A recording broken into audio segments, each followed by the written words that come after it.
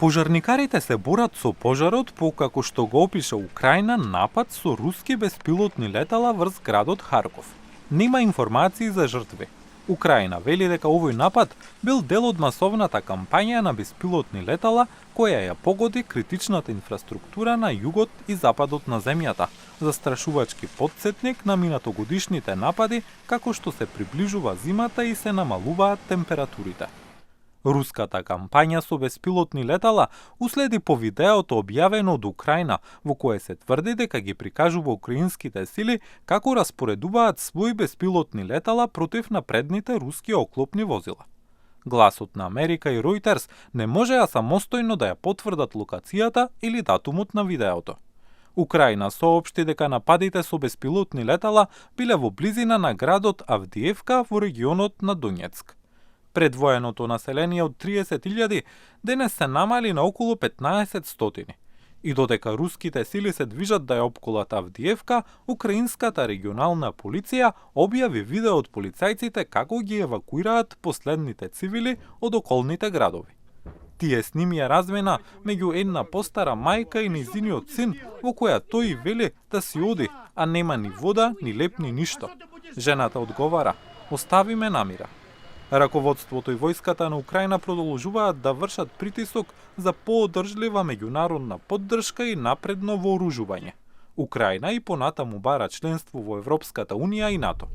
Токму во оваа позадина, председателката на Европската комисија Урсула фон дер Лајен го посети главниот град Киев на заедничка пресконференција со украинскиот председател Володимир Зеленски. Фон дер Лајен рече дека комисијата ќе препорача уште 53 милиарди долари помош од земјите членки на Европската унија за Украина.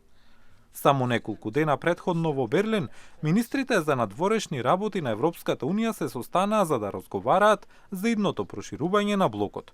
Германската министерка за надворешни работи Аналена Баербок изрази уверување дека Украина ќе добие членство по гласањето во декември, додавајќи: "Сакаме да ја видиме Украина како членка на нашата Европска унија."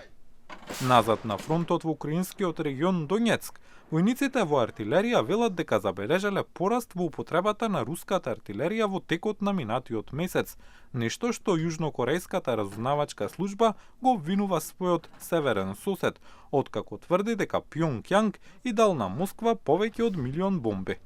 Сето тоа се надоврзува на ситуацијата која ги исцрпува војниците и цивилите. A lot of people, of course, in the world are tired. Многу луѓе се разбира во светот се уморни, секако разбирливо. Некој уморен на бојното поле, некој уморен од својата работа, а некој уморен во странство. Тие сакаат да се вратат дома кај нивните сопрузи, кај војниците, кај овие момци, кај жените и децата. Некој уморен од европските лидери кои ветуваат да ја поддржат Украина. Да, секако, затоа што ова е долга војна. За војниците, како оние кои служат во 67-та механизирана бригада, кои известуваат за 20-часовни огнени престрелки со многу малку одмор меѓу нив, таа долга војна ги погодува дома. И дипломатските засилувања, иако потенцијално задаголот кога Европската унија ќе гласа за пристапување на Украина во средината на декември, не доаѓаат доволно брзо.